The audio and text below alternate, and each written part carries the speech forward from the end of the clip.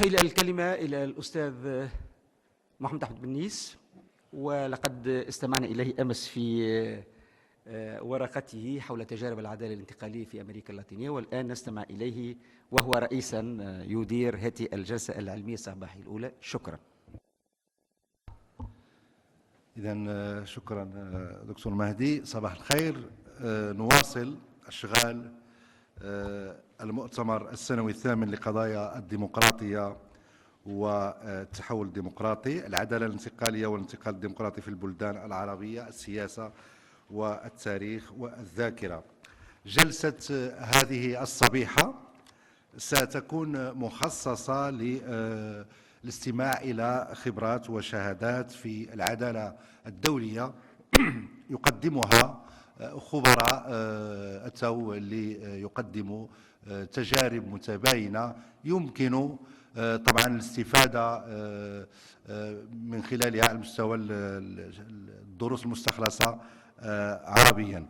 إذا يحضر معي جيرمي سيركن، وهو أكاديمي ورئيس سابق للجنة حقوق الانسان في جنوب افريقيا، ومود غوغ مديرة البرامج بمؤسسة كوفي عنان بجنوب، وبوغوزلاف توماس شيفرسكي ممثل معهد الذاكرة الوطنية في مفوضية مقاضاة الجرائم المرتكبة بحق الأمة البولندية في وارسو. إذن أرحب بهم وأعطي الكلمة في البداية للأستاذ جيرمي سيركن من جنوب أفريقيا،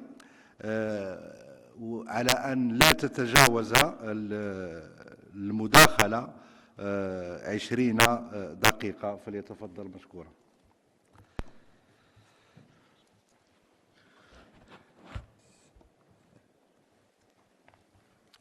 Thank you very much indeed, and thank you to Dr. Mahdi and the other organizers for inviting me. It's nice to be here. I want to do things slightly differently. We've been focusing a lot on case studies and various countries. But the one issue that is important as well, to put it into a theoretical context. And I particularly want to bring your attention to a new book of mine which focuses on the global impact and legacy of truth commissions. And the real point that I really want to talk about, which comes out of this book, is that there's a lack of empirical studies which look at across truth commissions. We do very well at looking at individual truth commissions, but we don't know enough to understand how they relate to each other, and particularly in the context of the issues which underpin their work. So the first issue that we need to understand when we talk about those issues is that in some ways what's important is we learn the lessons, we learn the practices, we learn the problems to ensure that future processes are better than the ones that have happened in the past. It's also important that we keep on reflecting on our particular examples on every country, because the process doesn't finish. Now, South Africa, which is my home country, is now 25 years after our transitional justice process. But the process has not finished really, and in fact, in many ways we've gone back in time, and in fact we have more problems today, and people blame the transitional justice process for that. So we need to understand the contextualization of transitional justice. We need to understand the criticisms that exist around transitional justice. And we need to understand that transitional justice is firstly heavily criticized. It's heavily criticized because it means so many things to so many different people, that our definition of what transitional justice is often different depending on the place that we come from. And often depending on the locality of the violations that have occurred, we put them in a political context without seeing it that there are many more issues that need to be unpacked. So certainly in the global north, there's the attitude that transitional justice is the soft option, that transitional justice is the option when countries don't want to prosecute, when countries don't want really to have accountability. But we need to understand that transitional justice includes accountability. It's not the opposite of accountability. It depends on how the model is established. So really, we need to look much deeper at the theoretical conceptualizations and how those particular issues work. So we need a lot more scientific study, a lot more empirical study, a lot more of bringing together the theoretical strains together with the empirical studies on how particular processes have worked. We need much more methodology and much more understanding of the methods as far as those issues are concerned. So when we talk about transitional justice, we need to understand what we're talking about. And we're talking about, in terms of a UN definition, that is a conception of justice associated with periods of political change. But often people talk about transitional justice after some type of transition. But many places there aren't transitions. Some places there's no radical break. So we need to have a much more theoretical conceptualization of what we mean by the transitional part of transitional justice, but also more about the justice part of transitional justice.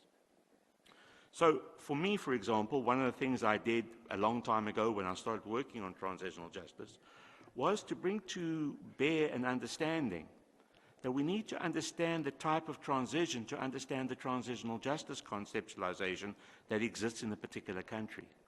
So I'll give you an example. In my country, we had the compromise model, which means that neither of the warring factions was strong enough to defeat each other, and they had to negotiate their way forward to achieve a particular result.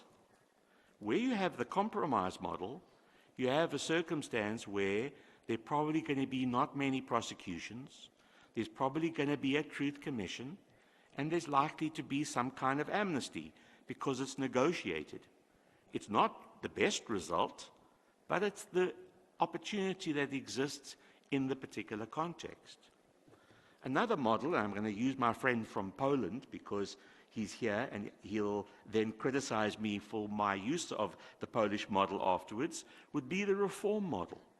The reform model says, well, the government in power stays in power, and then the process really changes from within. There's no radical break from the past. So the reform model is one which exists, for example, in Chile or a number of countries where the country changes itself. Where you have the reform model, you're likely, again, not to have prosecutions, even less prosecutions than in the compromise model. And then the final model would be the overthrow model, where the regime in power is kicked out, either on the battlefield or at the ballot box, and then you're likely to have massive prosecutions and less of the transitional justice options that we talk about. So the type of transition that we have is critically relevant for the type of transitional justice that we have. One of the things that I've been toying with, and I think it's important to bring to an understanding, is that many people talk about transitional justice only from the idea that it deals with the past. And my sense is that transitional justice will be much more relevant if it also brings to bear on places where there's ongoing violations. We need to talk about what do we mean by the past. And I think the past is 5 minutes ago. It's certainly yesterday, but many in transitional justice contexts talk about transitional justice as what happened some time ago. It's about a period of far ago rather than within the short historical context. So ongoing human rights violations should also be part of transitional justice processes because it in some ways will ensure, hopefully, that a country can deal with its present crises, its present violations, and be able to move on in terms of those issues. Some of the discussions we've been having over the last day or so have focused on what happens in relation to various type of actors who play a role in transitional justice.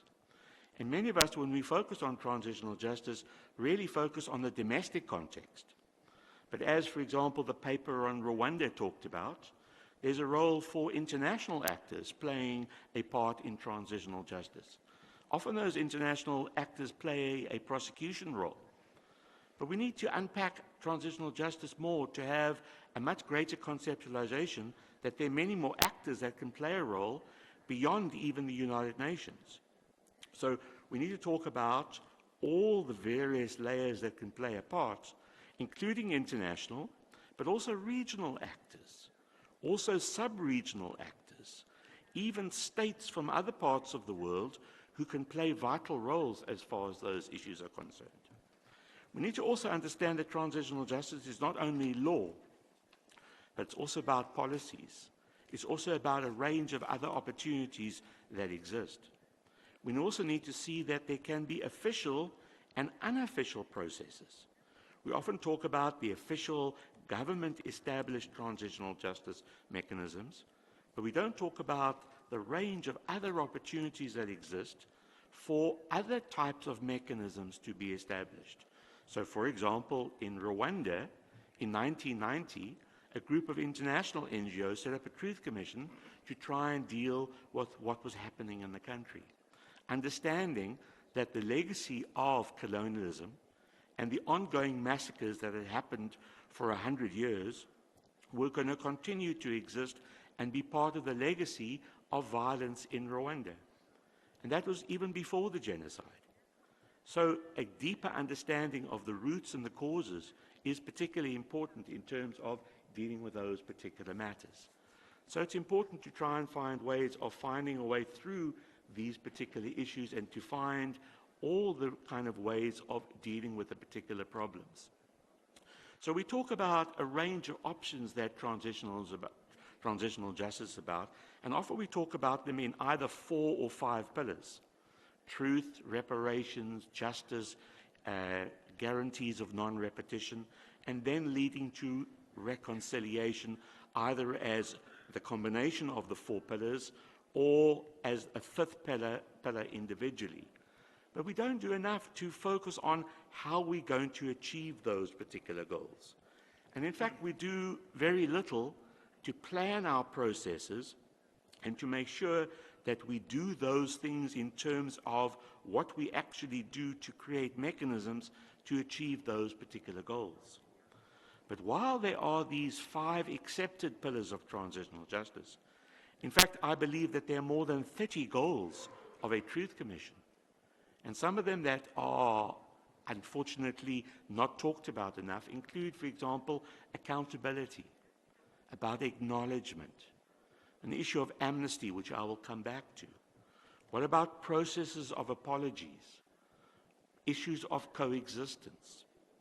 How do we deal with the issue of restoring people's dignity? We talk about it, but we don't really understand what we need to do to re-establish people's dignity. We talk about forgiveness, we talk about issues of developing human rights, but we don't talk enough about how to do with healing, how to deal with issues such as mercy. How do we deal with the historical context? What about issues that are dealt with as far as learning truth, which is, for example, going into archives? But how do we learn for that in terms of a Freedom of Information Act and other types of mechanisms in terms of finding ways of dealing with truth and finding truth? And that relates also to the question that we've been discussing over the last day or two, which is implicit about truth. What type of truth are we talking about?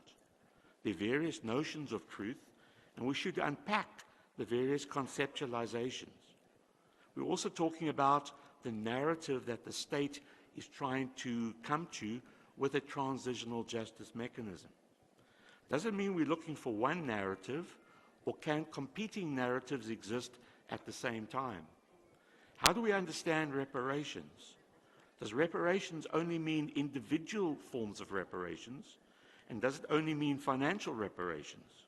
How can we understand that reparations is often a really deeply problematic issue in the context of countries that have few resources, particularly in countries that are moving from periods of authoritarianism, and where do they come up with the resources at the same time when they have to deliver where the state previously did not deliver on housing, on health, on education, and a range of other services? So how do you find a competition between the redesign of the state, but at the same time providing reparations. How does one deal with the issue of reconciliation as far as what I call the various layers?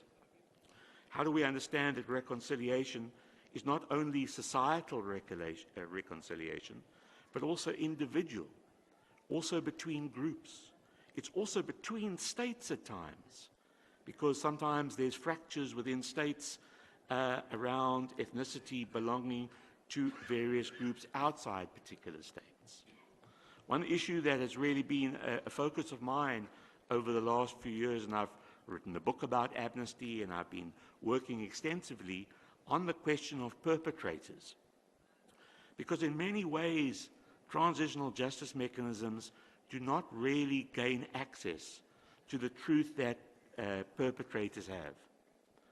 And the question that I've really been trying to grapple with is how do we absorb perpetrators more into transitional justice processes, particularly if we want to learn more truth. Because fundamentally, victims are not that knowledgeable about the circumstances that led to their victimization. They know what happened to them, but they don't often know who did it, why they did it, how they did it, who gave the orders. And therefore, some of the issues that I've been tackling, and that relates to the South African model, is some type of understanding about conditional amnesties. So I'm completely against the idea of blanket amnesties. And that's the legacy of the old transitional justice models. But certainly today there's an understanding that finding ways of using an application process where people apply, and if they meet certain conditions and they provide truth, that's the fundamental issue. They could possibly achieve the process of pardoning. And that means that the state, at least in relation to allowing perpetrators not to be punished, will in fact get truth in response. But there is a form of punishment, because perpetrators' names are then known. They then have to face the public about what they've done. So at least in that particular sense, information is provided, and there's a greater access to the information which victims often want. Often families whose family member have disappeared, for example, want to know what happened to them and want to understand those particular issues. I recently published, in fact this year, an article about how 5 truth commissions in the world have dealt with the issues of gender. Because fundamentally, the issue of gender is often ignored in processes. And we heard testimony on the first day about this particular issue. And fundamentally, truth commissions and transitional justice processes often give lip service to the idea that women's needs and issues about gender discrimination and how to change societies to be less patriarchal and to achieve greater equality ought to be and are often demanded as part of transitional justice processes.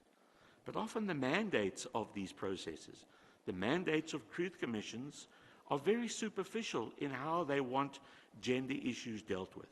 And there's a lot more work that needs to be done in terms of designing transitional justice mandates, how truth commissions, for example, operate, how they do their work, and how they achieve particular results on a range of particular issues. So fundamentally, for me, there's a lot of work that needs to be done in terms of learning lessons from the processes of happening about, for example, how we establish these processes, that we don't do them too quickly. What is the sequence that we follow in particular mechanisms? So I listened with interest yesterday with the speaker on Rwanda and Sierra Leone. One of the things that is really critical in the understanding about Sierra Leone is they had a special court and a truth commission that operated at the same time. But that mechanism really failed because those two commissions did not work together. In fact, they fought each other the whole way through. In fact, the special court refused the truth commission to have access to the high-profile detainees who wanted to testify publicly. And that really undermined the process of dealing with these particular issues. So we need to learn a lot from our processes in terms of how we establish transitional justice processes, how we implement the mandates, how long they work for. We heard speakers yesterday talk about the length of time that these particular mechanisms do their work. We need to understand that truth commissions do their work, for example, 2 or 3 years. They usually have a mandated period of 25 to 30 years. And the critical issue is, how do we achieve the best goals within those particular issues? So the broad issues, in conclusion, is really to understand that we need a lot more theoretical underpinning of our empirical studies. We need a lot more work to engage across case studies, to bring to bear a range of particular issues which will be important lessons that we can apply for future processes. Thank you very much indeed.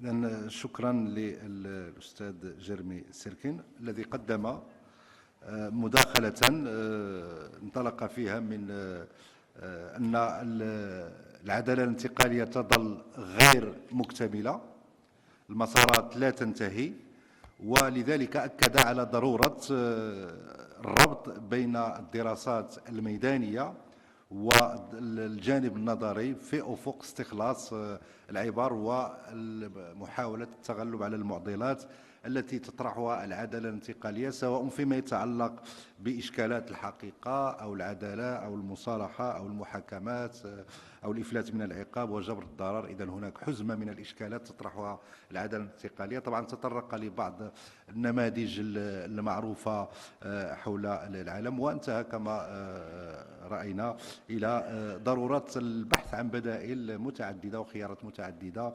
لفهم أعمق للإشكاليات التي تطرحها العدالة الانتقالية بمختلف أبعادها. إذن شكرا مرة أخرى للأستاذ جيرمي سيركن، وأمر إلى الأستاذة مود غوغ، وهي باحثة فرنسية مديرة البرامج بمؤسسة كوفي عنان بجنوب. إذن أحيل إليها الكلمة على أن لا تتجاوز طبعا مدة المداخلة 20 دقيقة.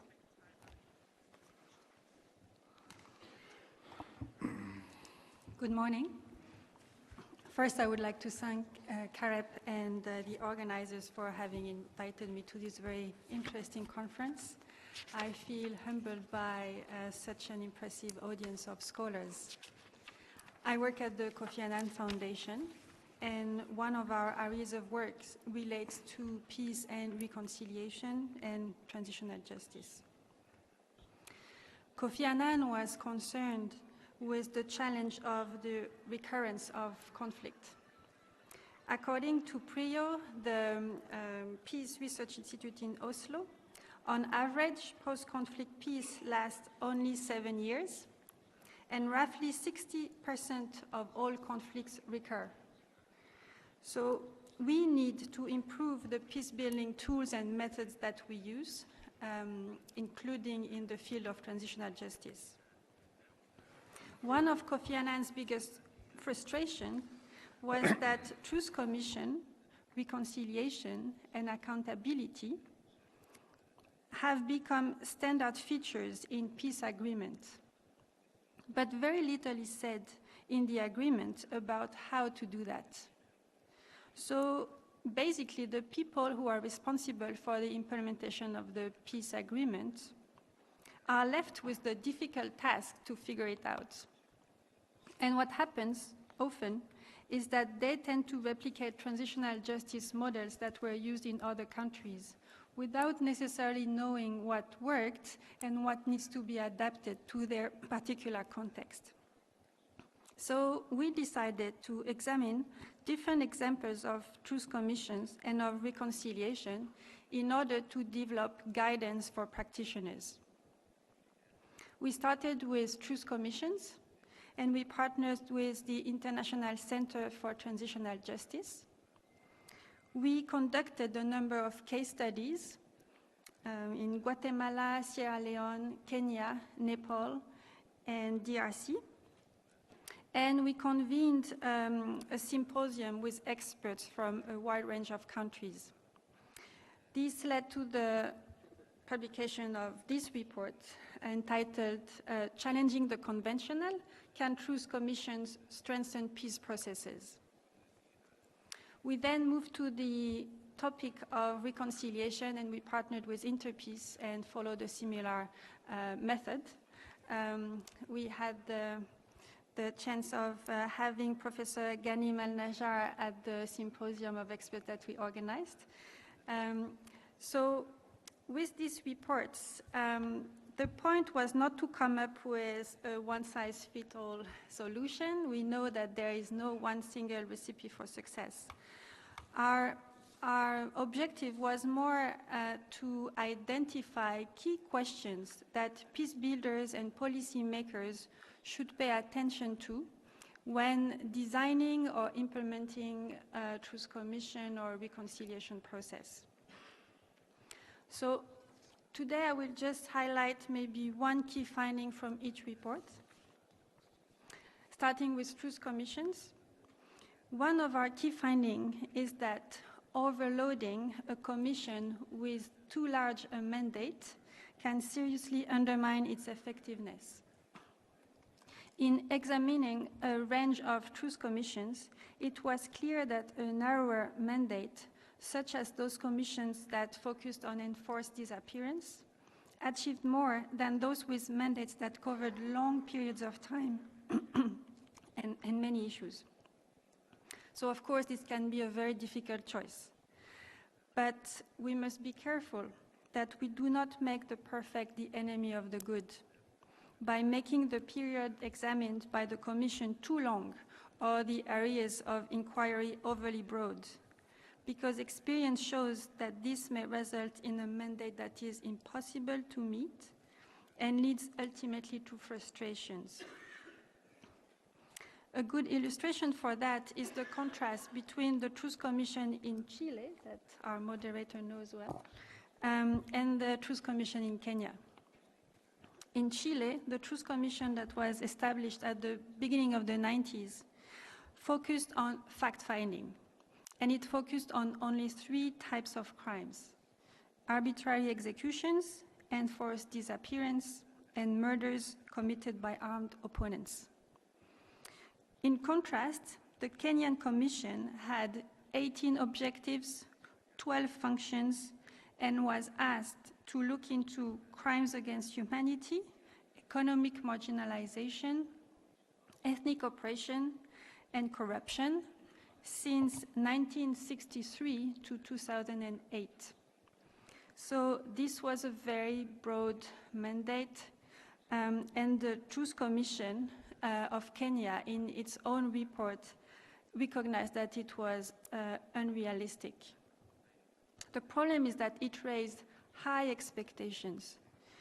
And in the end, the Truth Commission had to make pragmatic decisions and decided to focus only on 3 main crimes: unlawful killings, unlawful detention, and sexual violence.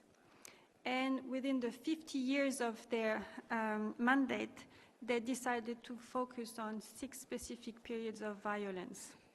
So it was probably a rational decision, but it created a lot of disappointment from the victims.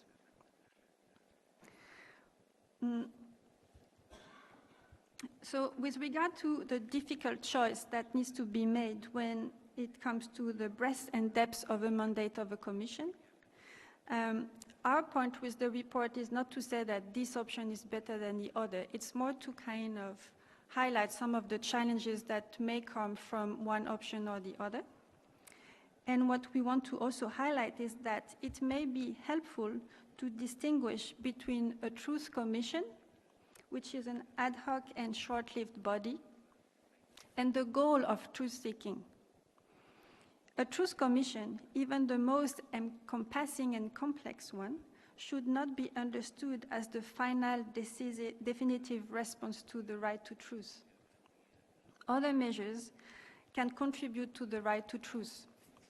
For instance, providing better access to official records investigating cases of disappearance, implementing the recommendations that come out of the Truth Commission, promoting memorialization, education, and changing the historical narrative. Again, with regard to this difficult decision on the breadth and depth of the mandate of a commission, it may also help to look at the Truth Commission as maybe the first step in a longer-term process. The case of Chile is interesting also in that regard, because the first commission that was established at the beginning of the 90s initially was criticized because of its too narrow mandate.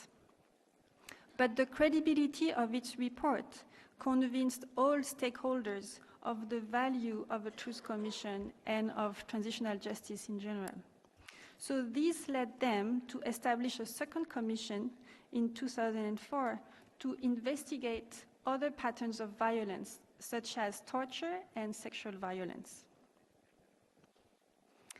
Now, let me jump to the topic of reconciliation.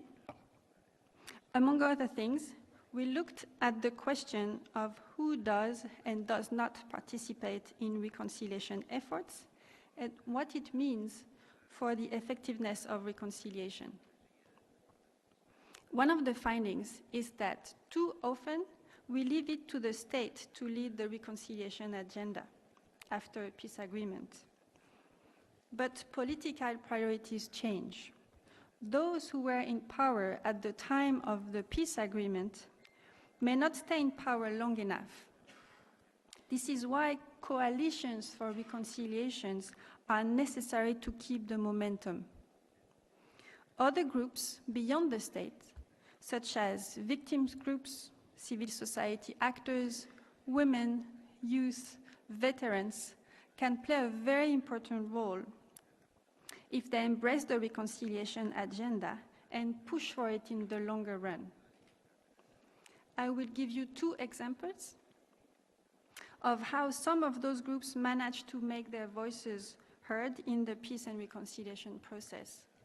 The first example comes from Northern Ireland, where civil society played a major role in the reconciliation effort. They created what they called local partnership structures, which brought together local community groups, ex-combatants, unions, and employers. And they made sure that together, the reconciliation programs would not be hijacked by the politicians. And they gave a voice and a sense of recognition to these key sectors of society. The other example relates to women involvement in reconciliation. It comes from the Democratic Republic of Congo. This is an interesting example also because it's about reconciliation that occurs in the midst of conflict. So our research focused on reconciliation efforts related to a conflict between cattle breeders and farmers in the Kivu.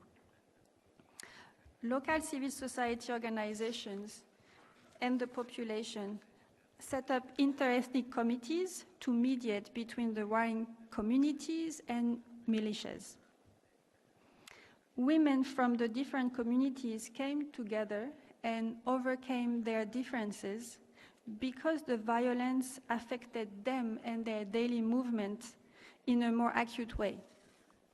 They conducted joint advocacy activities with regards to security, and together they managed to lead to the elimination of most of the barriers that were erected by militias on the roads. They were also crucial in the reconciliation efforts because some of them had close ties with the militias. So they were nominated by their own communities to participate in the inter-ethnic committees for reconciliation.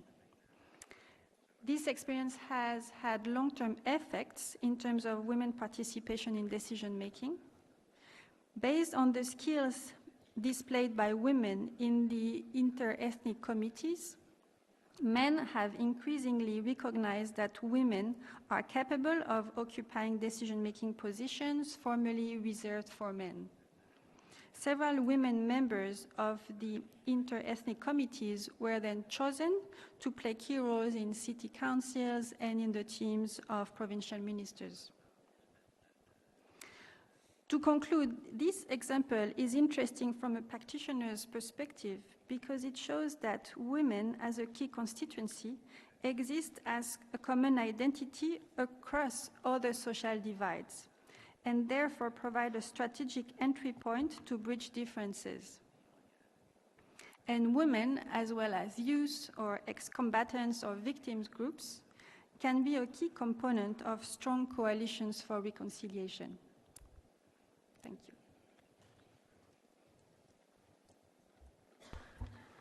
إذن شكرا لمود غوغ. مود غوغ تحدثت عن دور مؤسسة كوفي عنان في بعض القضايا المرتبطة بالعدالة الانتقالية. تحدثت كذلك عن الصعوبات التي عادة ما تواجه لجان الحقيقة والتي تتجلى أساسا في إدارة يعني هذا التناقض بين انتظارات الضحايا والحدود السياسية التي تكون عادة موضوعة أمام هذه اللجان. تطرقت لبعض النماذج المعروفة في هذا الصدد كتشيلي، غواتيمالا، إيرلندا، الكونغو الديمقراطية، كينيا. إذن هذا أبرز ما جاء في ورقتها. إذن نشكرها على هذه المداخلة ونمر إلى الورقة الأخيرة والتي يقدمها بوغوسلاف توماس تشيفرسكي، وهو ممثل معهد الذاكرة الوطنية في مفوضية مقاضاة الجرائم المرتكبة بحق الأمة البولندية في وارسو بولونيا. إذن أحيل إليه الكلمة على أن لا تتعدى المداخلة 20 دقيقة. Thank you, Mr. Chair, for introduction. Assalamu alaikum. Thank you very much for the invitation. It is the honor to be here and share my experience regarding prosecuting the crimes committed in the past. The main aim of my speech is to present the problem of prosecuting genocide, crimes against humanity, war crimes, and communist crimes in Poland, as well as the institution that deals with these issues in my country. The outline of my presentation is as follows. I would like to begin with some general information regarding the history of Poland. Then I will continue with the information regarding the institution of National Remembrance Commission for the Prosecution of Crimes Against the Polish Nation, in short, the IPN. Afterwards, I will present the legal basis of the investigations conducted by the prosecutors of the IPN. Then I will describe the examples of these investigations and other forms of our activity. At the beginning, let me explain why Poland decided to create the specialized prosecutorial unit for prosecuting German Nazi and communist crimes. In the 20th century, Poland was touched by two totalitarian regimes, the German Nazis during the Second World War and communism. We have to remember that in that period, the period of the Second World War, about 6 million citizens of Poland were killed. Due to this reason, nearly all Polish families had their relatives killed at that time. Because of enormous number of victims, the questions regarding last war are still important for Poles, also for younger generation. Now I would like to briefly explain why Poland prosecuted also the crimes committed by the public functionaries of communist state. First of all, after the war, Poland did not become free like the countries from Western Europe. Only the occupiers changed. The communists immediately introduced the reign of terror. The members of the opposition were persecuted. Anti-communist movement was always very strong and very popular in Poland. Practically from 1945 to 1953, there was the civil war in Poland. There were frequent large anti-communist strikes, protests, and riots, and finally, in 1980, they resulted in the beginning of Solidarity trade union, eventually led to the collapse of the rule of the communists in Poland and in Eastern Europe. It is very important to emphasize that the collapse of the communism in Poland, as the social pressure on politicians to prosecute the communist perpetrators was really very strong. In the year 2000, it resulted in creating the IPN with its prosecutorial department called Commission for the Prosecution of Crimes Against the Polish Nation. Now I would like to make some general legal remarks concerning prosecuting of the crimes committed in the past by the public functionaries.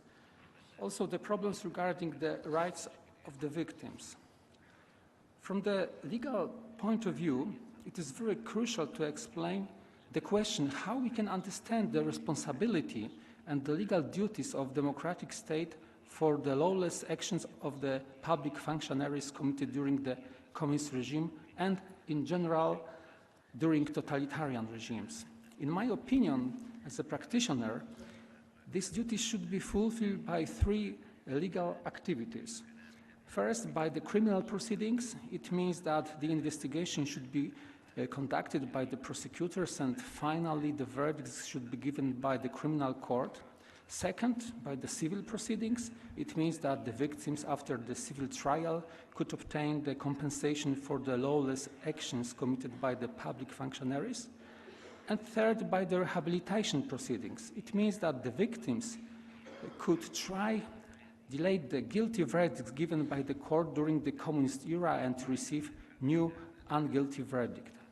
Despite the fact that the political system in East Europe changed 30 years ago, practically only in Poland our governments accepted the provisions of law which gave the possibilities to bring the communist perpetrators to justice according to the rules mentioned above.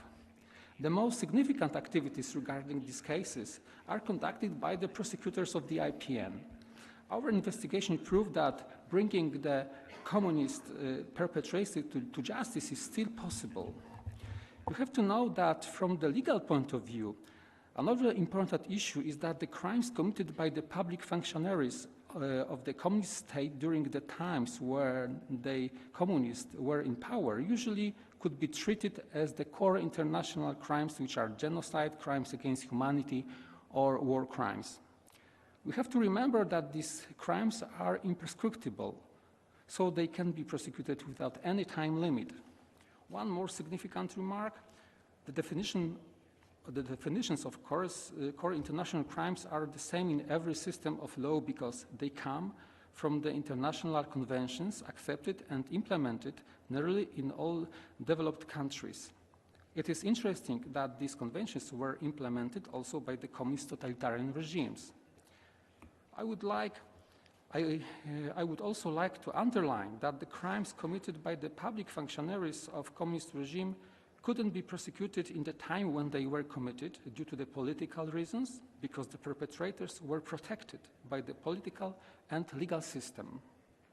After this introduction, I would like to present information regarding the IPN. The IPN was established by the Polish Parliament. Its actual activity began in the middle of 2000, the moment the first president of the IPN had been chosen by the Parliament. The IPN is a specialized institution having the function of state and justice administration, of an archive, a scientific institute, an education center, and of a body which conducts vetting proceedings. Due to the time limit, I would like to present the prosecutorial department which I work for.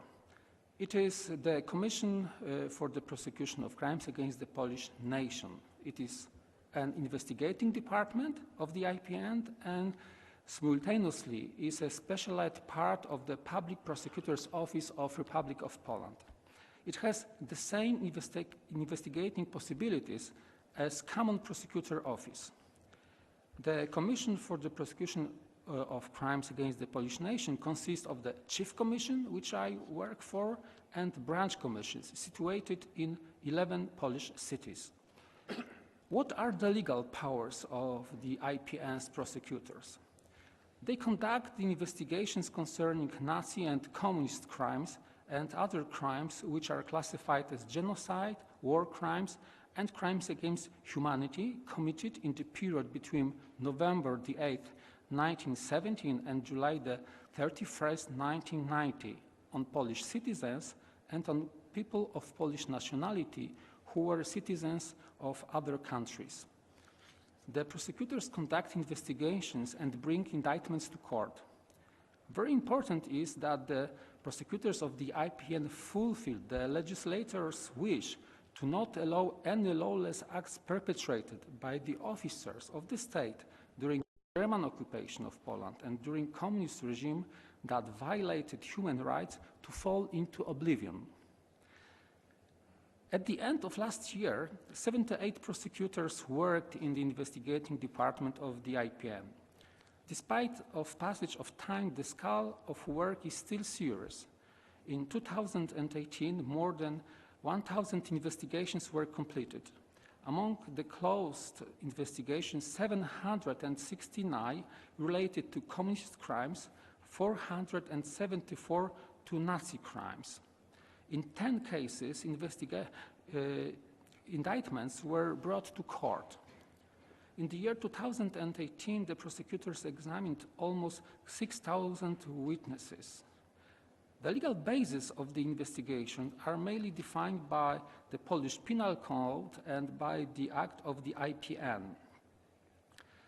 All the legal solutions presented in these acts are compatible with the international treaties ratified by the Polish Parliament and directly come from the conventions constituting international penal law. I have to explain that communist crime is a legal definition in Polish law described in the Act of the IPN. According to this act, communist crimes are actions performed by the officers of the communist state between the 8th of November 1917 and the 31st of July 1990, which consisted in applying reprisals or other forms of violating human rights in relation to individuals or groups of people, or which as such constitute crimes according to the Polish Penal Act in force at the time of their perpetration.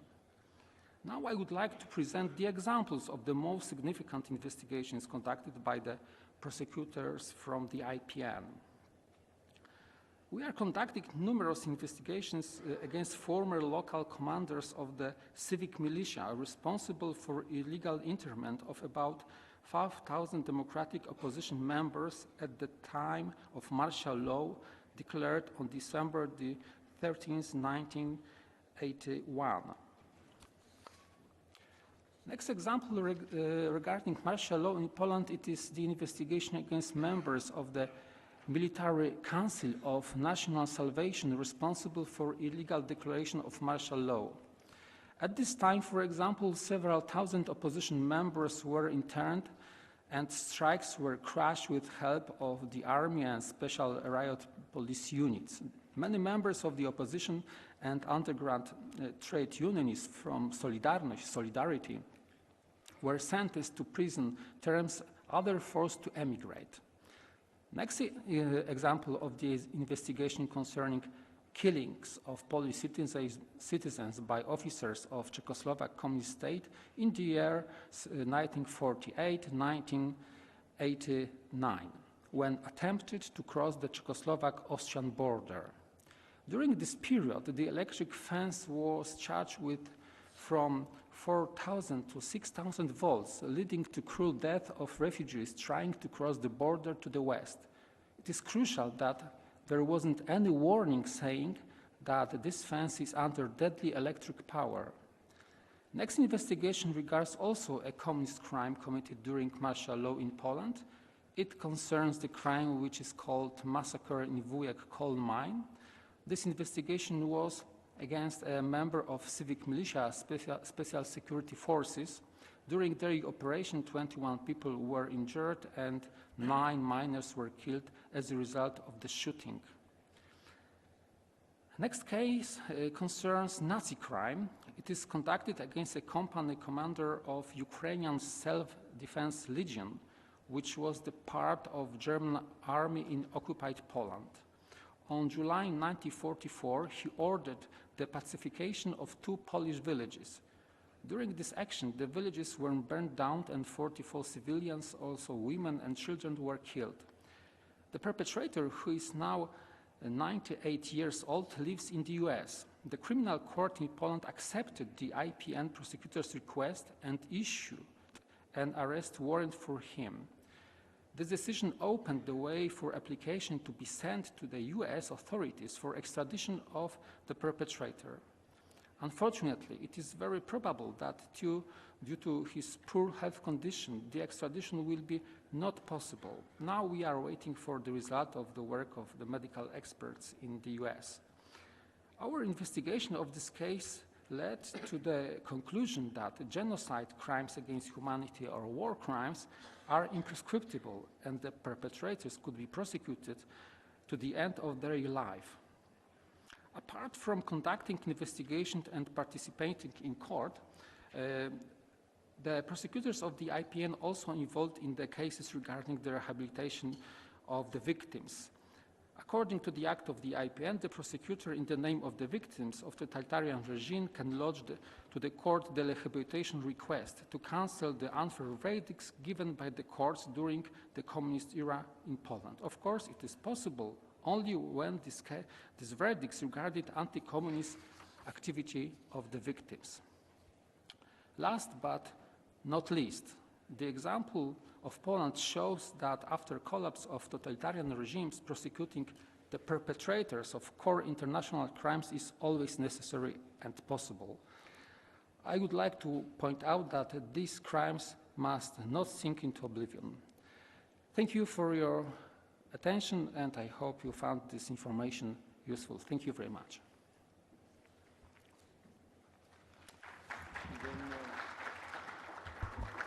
إذن شكرا لبوغوزلاف توماس تشيفرسكي على ورقته القيمة، والتي كما لاحظنا تعرضت للحالة البولندية في معالجة إرث الانتهاكات الجسيمة لحقوق الإنسان، سواء خلال مرحلة الاحتلال النازي أو خلال مرحلة النظام الشيوعي، وتطرق أيضا إلى الدور الذي لعبه ويلعبه مركز الذاكرة الوطنية في تدبير جزء من هذه التركة الثقيلة. إذن نشكره مرة أخرى، ونشكر الزملاء جيرمي سيركن ومود غو وبوغوزلاف. كل المداخلات صبت في المعضلات الكبرى التي تواجه تجارب العدالة الانتقالية. استمعنا إلى حالات كثيرة: جنوب افريقيا، كينيا، ايرلندا، تشيلي، الكونغو الديمقراطية. كل مداخلة تناولت هذه الإشكالات من زاوية الخبرة المتوفرة، الخبرة الذاتية المتوفرة. وطبعا ما يهمنا نحن في هذا السياق هو محاولة استخلاص التجارب التي قد تفيدنا عربيا، خصوصا وأننا نعلم أن هناك أنه بالنسبة للعدالة الانتقالية على المستوى العربي يمكن اعتبارها ورشا مؤجلا. طبعا الاعتبارات السياسية وثقافية يطول الخوض فيها. إذا أشكر مرة أخرى زملائي في الجلسة، وأفتح باب النقاش على أن لا تتجاوز المداخلة أو التعقيب دقيقتين على الأكثر. إذا أفتح اللائحة. نعم، الاسم عزة سليمان. عزة من لبنان. نعم. عزة. نعم. الاسم عدنان نويوة. عدنان نويوة، تونس. نعم، تونس. رشاد.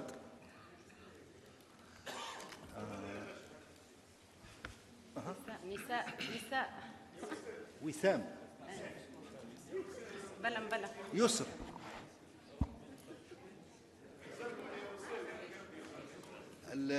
من الافضل ناخذوا الاخوان اللي لم يتدخلوا من قبل.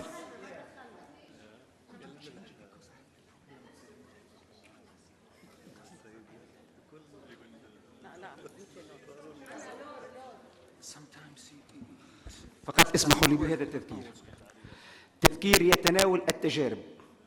قدمت لنا التجارب حول التجربة في جنوب افريقيا، تجربة بولونيا، وتجربة مؤسسة كوفي عنان لإدارة العدالة الانتقالية في عدة مجتمعات.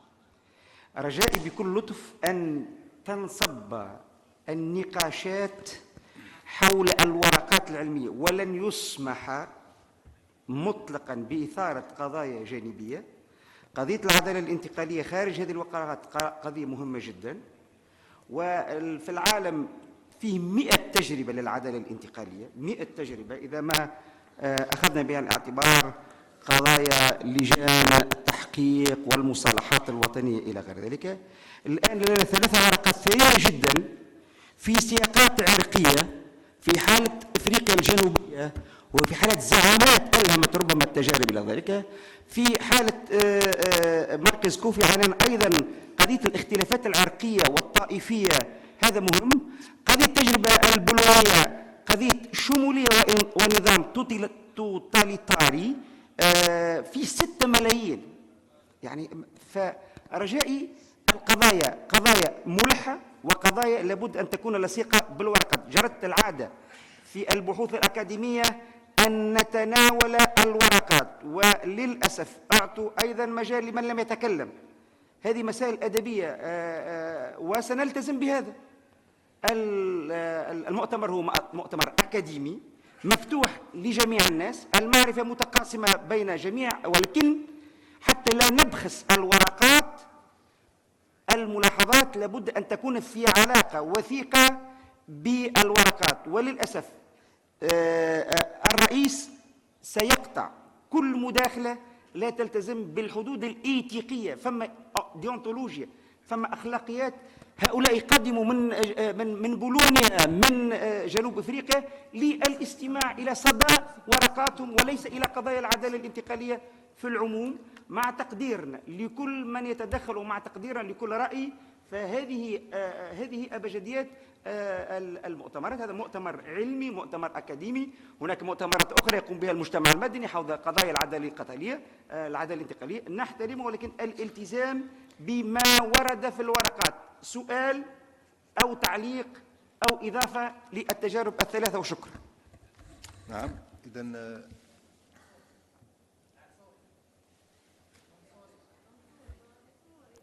منصوري العارف.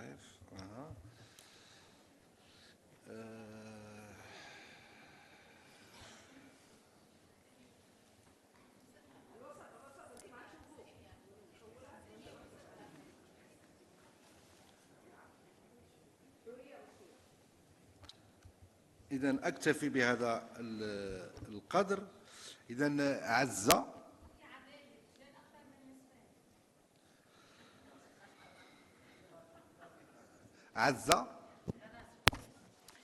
السؤال ربما يدخل بالإطار النظري للعدالة الانتقالية بناء على التجارب المقدمة سواء من أفريقيا، جنوب أفريقيا أو من بولندا.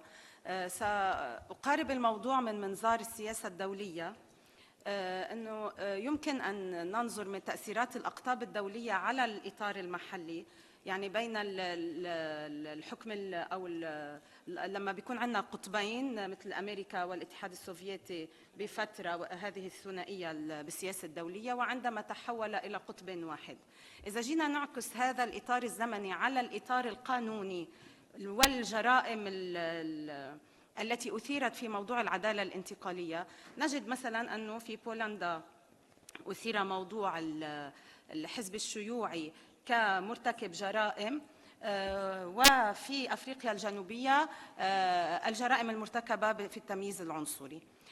كما نلاحظ أنه أثيرت مواضيع الجرائم في بولندا من بعد انهيار الاتحاد السوفيتي بشكل خاص، رغم وجود مجموعة شعبية مرتبطة بالنظام الشيوعي في بولندا.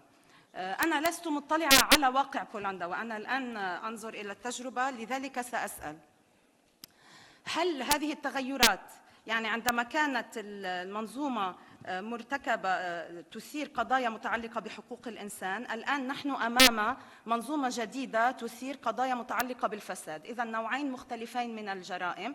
وكما لاحظنا في التجارب العربية تتداخل هذان النمطين. أرجو المرور مباشرة إلى السؤال لو سمحتي.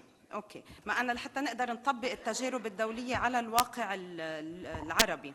هل هذه التحولات تؤثر في مسارات العدالة الانتقالية؟ بمعنى آخر، أنه إذا حصلت هذه التحولات أثناء قيامنا بالعدالة الانتقالية، هل يمكن إدخال مفاهيم جرائم جديدة على مرحلة العدالة الانتقالية، وبالتالي الأطراف التي كانت مجرمة تتحول إلى مدعية لاحقاً، وبذلك بما يؤثر ذلك على تغيير في موازين القوى، خاصة وأن العدالة الانتقالية هي إيجاد حلول متوازنة بين مختلف الأطراف، نعم. بما نسميه الأطراف المعنية، لإيجاد حل وسطي للنزاع يؤمن الضمان لكل الأطراف الشريكة في هذه. إذن شكرا عزة. إذن أمر إلى عدنان.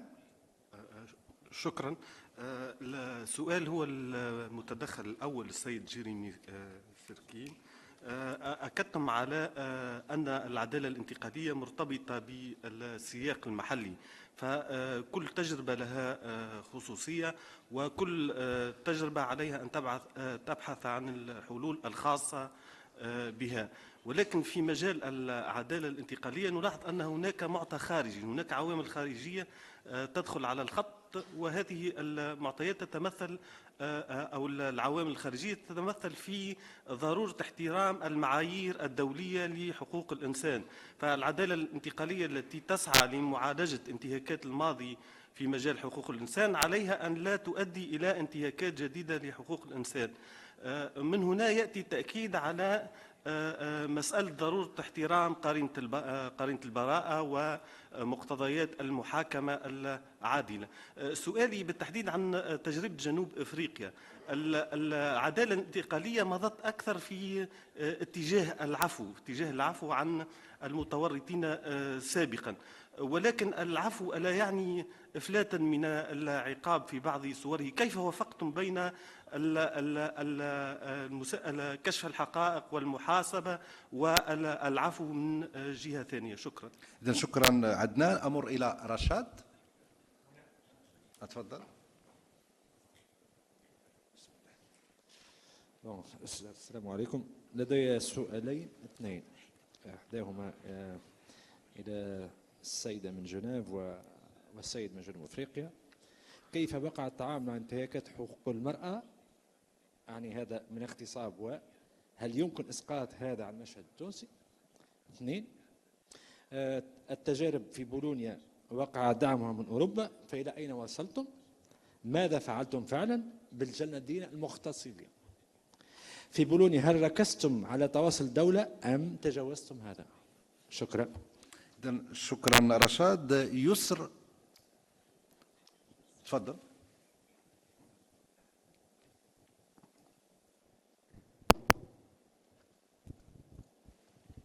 Une petite question à monsieur le représentant de la Pologne. Moi, je suis conseiller de la diaspora tunisienne installée en Allemagne. J'ai assisté plusieurs fois à ces discussions. La question qu'on va poser, certains, ils critiquent la justice actuelle, polonaise ou allemande. C'est une justice sélective. Ils vous donnent l'exemple pour me répondre. Pendant le jugement des nazis, les juges nazis ont été convoqués au tribunal, non pas comme accusés, mais comme simples témoins. Les savants nazis ont été utilisés par les Américains dans le projet d'Apollo pour ne pas concurrencer, c'est-à-dire le projet russe. C'est-à-dire il y a beaucoup de sélectifs. même la police de l'ex-pays de l'Est n'ont pas été jugés. Moi, personnellement, j'ai rencontré la police secrète ici en Tunisie à l'hôtel Africa. S'il vous plaît, vous passez à la question. Ça, la question sélective. Et je termine. Pendant la période, parce que lui, à la nazi, pendant la période communiste, il vous dit pourquoi vous ne jugez pas la période post-communiste. Pourquoi? Les gens de l'ex-pays de l'Est. À cette époque-là, pendant les chutes des communistes, vous avez donné promesse à l'ex-pays de l'Est d'être le propriétaire de leur maison et d'être actionnaire dans leur société, parce que ces sociétés, même c'était des sociétés des pays de l'Est, c'est eux, grâce à eux, c'est-à-dire qui ont été construits. Même le président de l'association de Solidarność, lui-même, dans une interview à la télévision allemande, elle a dit dommage, les sociétés, j'ai terminé, les sociétés polonaises sont propriétaires, c'est-à-dire des Allemands et des étrangers, et non pas des Polonais, et je m'excuse. شكرا. إذا أمر إلى منصوري.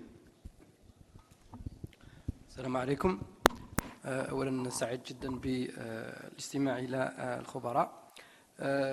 فلاشيا سؤال إلى كل من جيرمي سيركن ومودمور.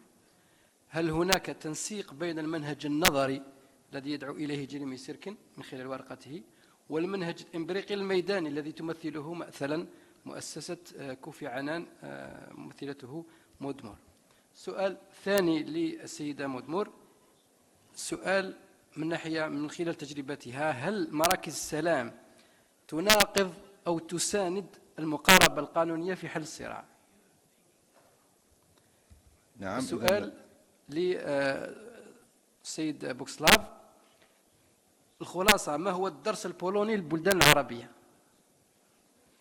بالتركيز على العدالة في السياق البولوني، في الوقت الذي في السياق العربي هناك المظالم لا زالت مستمرة، الجريمة ليست منتهية، وهذا ما يشير إليه تقرير الهيئة والكرامة في تونس اللي هي تفكيك منظومة الاستبداد.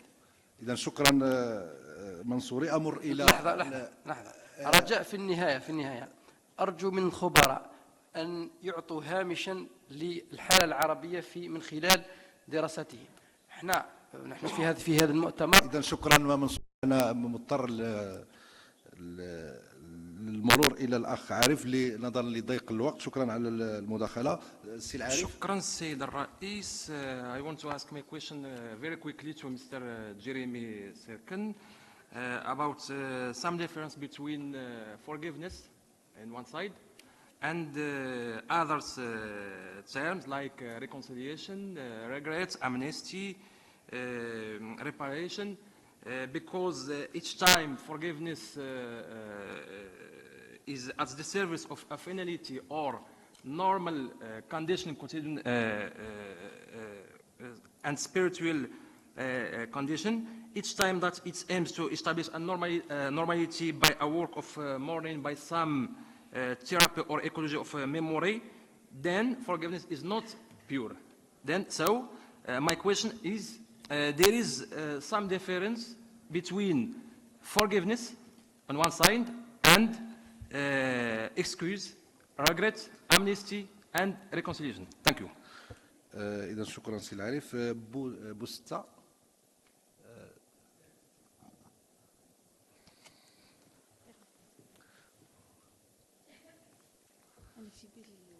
خديش اسمي سامي بوستة مجتمع مدني. سؤال مقتضب للسيدة مود رولي هكا الأخت، بالنسبة لمؤسسة كوفي عنان، هل تطرقت لحقيقة ما حدث في حرب الخليج، وخاصة حرب الخليج الأولى والثانية، وخاصة العهدة كانت على السيد كوفي عنان وقتها، وخاصة وماذا كان دورها في مسألة تسريب الصور البشعة للجنود الأمريكان للانتهاكات الجسيمة التي صارت في سجن أبو غريب؟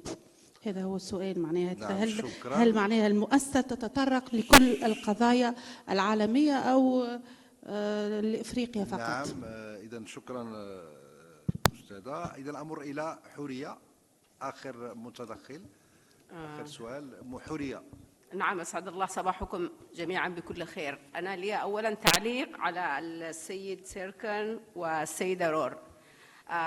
حقيقة أحييهم لأنهم تناولوا أيضا في مداخلاتهم موضوع النوع الاجتماعي واستجابة العدالة الانتقالية إن كانت قانونا أو سياسة أو برامج للنوع الاجتماعي ولقضايا المرأة. يوم أمس عرضت لدينا حالات في الوطن العربي، أنا أتكلم، كان في انتهاك لحقوق النساء وخصوصا فيما يتعلق بالعنف الجنسي، وهي قضية مسكوت عليها بعض الأحيان من قبل الضحية نفسها أو من قبل أسرة الضحية، لأنه يعتبر في ظل منظومة القيم الثقافية والاجتماعية عار. الأستاذة حورية أذكرك كما قال الأستاذ علي.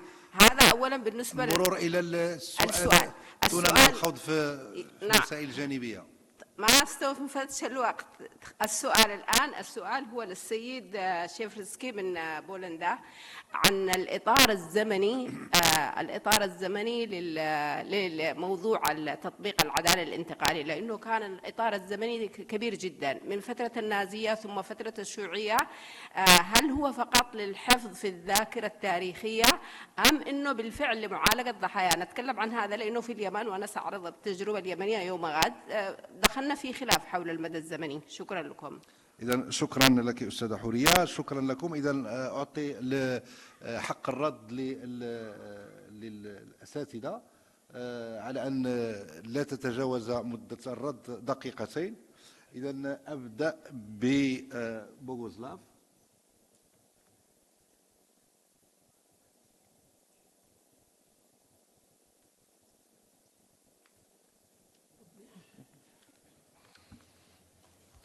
Okay, I have to emphasize that I can answer to these questions from the position of the practitioner, not from the position of the politician. So maybe you can be disappointed a little bit because I don't create the law, I only fulfill the legislator wish.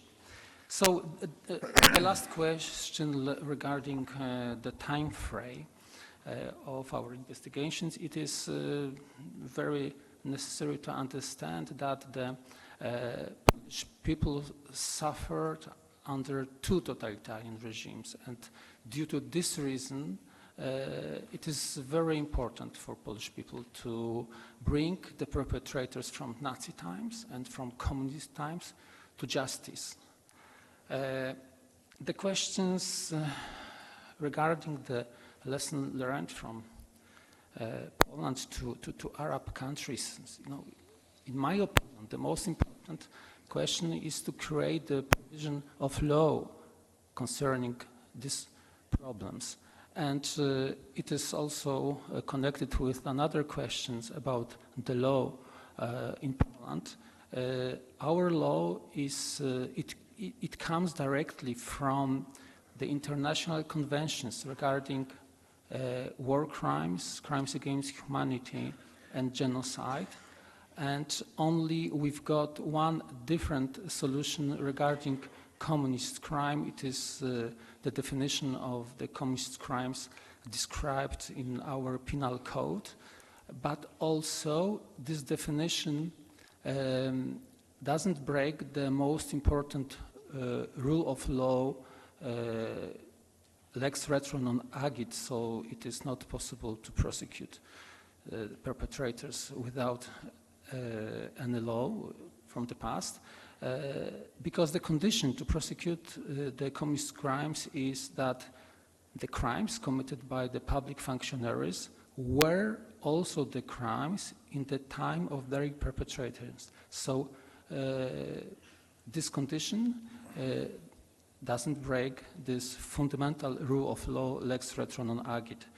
And I have to emphasize that it was not possible to prosecute these people in the time of the regime because they were under protection of political system. So it isn't the kind of revenge, but it is the kind of justice.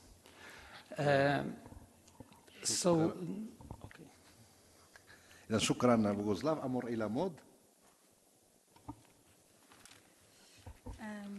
Regarding the question related to the truth in the Gulf War and what happened in the Abu Ghraib prison, our work was to better understand why truth commissions and reconciliation processes do not live to the expectations that they raise when they are set up. So our approach was to look at past experience of truth commissions and reconciliations, and this is why we focused on where those processes happen most, which are in Latin America and Africa, and we didn't look at the Gulf War. There was a question about maybe some kind of relations between what my fellow speaker also said and our perspective, maybe more from the field. And I think it's related to the other question, which was whether we as the foundation support the legal strategy to settle conflict. We believe that legal approach is very important when it comes especially to accountability.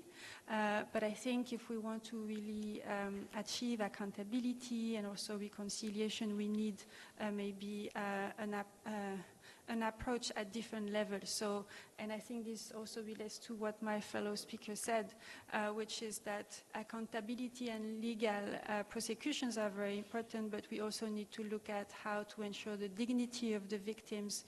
What does accountability mean to them in terms of recognition, memorialization? You have many other ways, and all of them complement each other. يعني شكرا. إذا أختم بجيرمي. Thank you very much. So many good questions, so many important questions, but let me talk about a few of them, and I'll talk about them in the South African context.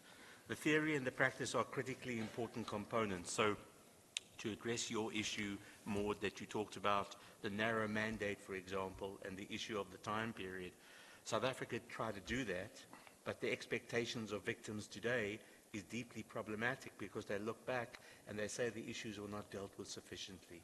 So in the South African context, people at the time were somewhat happy with the process, but today they're less happy looking back, and part of that's got to do with the economic context of what happened. It also means that, certain issues were not dealt with because there were only 4 crimes that the Truth Commission was allowed to explore. It also means that we need to look at a range of other issues, not only at the time of transitional justice, in other words, a commission, but continually there has to be a process. Because in some ways, if the process doesn't continue, other things can start affecting what I call the legacy of the process. And people look back to some extent with new eyes, with new ways of looking issues, particularly in the South African context where the economy has really suffered because of corruption. The circumstances are that the society didn't do enough to deal with the economic violations, and those issues need to be taken forward. So there are many issues. And to deal with the last issue about practices in relation to international human rights law and international law in general, those issues are fundamental. But the question really is, how do we then deal with questions of accountability and impunity when we really understand that most countries are not going to prosecute thousands of people? What's the best way to ensure that you don't continue impunity while not prosecuting many people? And that, in my eyes, means more explanation and more focus on issues such as conditional amnesties, where certain things are received, but at the same time, there's not total impunity. Thank you very much. شكرا جيرمي. شكرا الحضور الكريم. أذكر الجميع بأن أمامنا استراحة قهوة لمدة نصف ساعة على أن نواصل أشغال هذا المؤتمر بجلسة أخرى حول العدالة الانتقالية في المغرب، الذاكرة والتاريخ. شكرا لكم.